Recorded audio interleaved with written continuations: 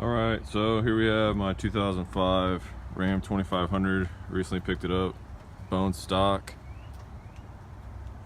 about 110,000 miles, amazingly clean.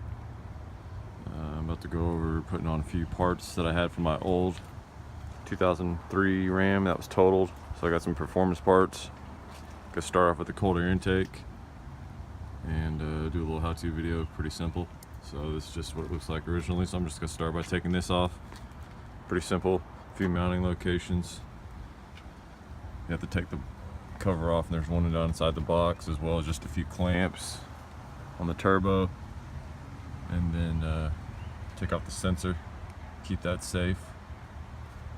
So we'll go from there. So I'm gonna start off by removing it, real simple, and I'll show you what it looks like after it's out. Okay, so here we actually have the cold air intake system itself. It's a Volant, or however you want to say it. I've had the system quite a while because it did come off of my other truck. Still perfect condition. It's a sealed box design, has this nice lid that's holding with some screws. I like to think that it kind of keeps some of the engine heat out of there. Very good design. This bottom port right here is actually for a Ram air intake tube that I have right here. That goes in where the fog light is.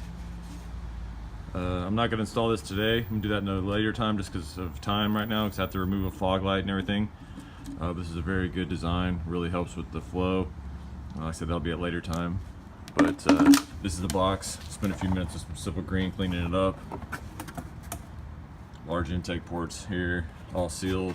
I said here's that bottom one where the Ram air goes. Pretty good design. I've had good luck with it. So here it goes. Next is the install. Okay, so I just want to do a quick side-by-side comparison of the factory box and boost tube versus the new one. Obviously the aftermarket is much larger diameter, better flow, better design, better bends than the stock. Plus it doesn't have this crazy blockage in it. Obviously it's just a straight through design. Much wider, much better flow, better bends. So yeah, can't go wrong with this new one. Alrighty, so as you can see here, the factory box is out of the way. Very simple to remove. Literally just this one mounting point.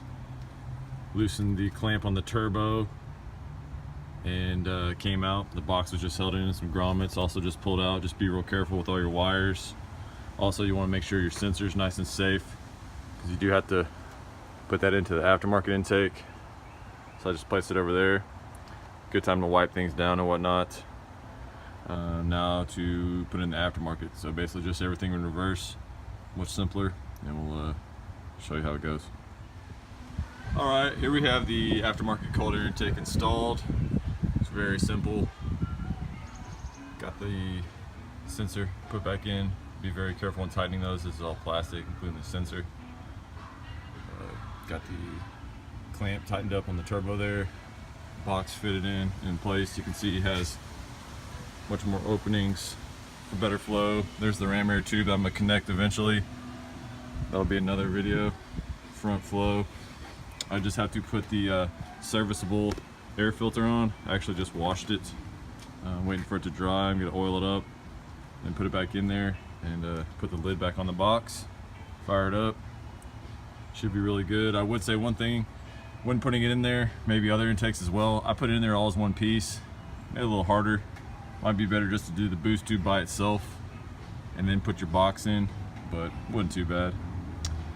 So once I get everything dry, I am bolted back up. I'll post the video of it running.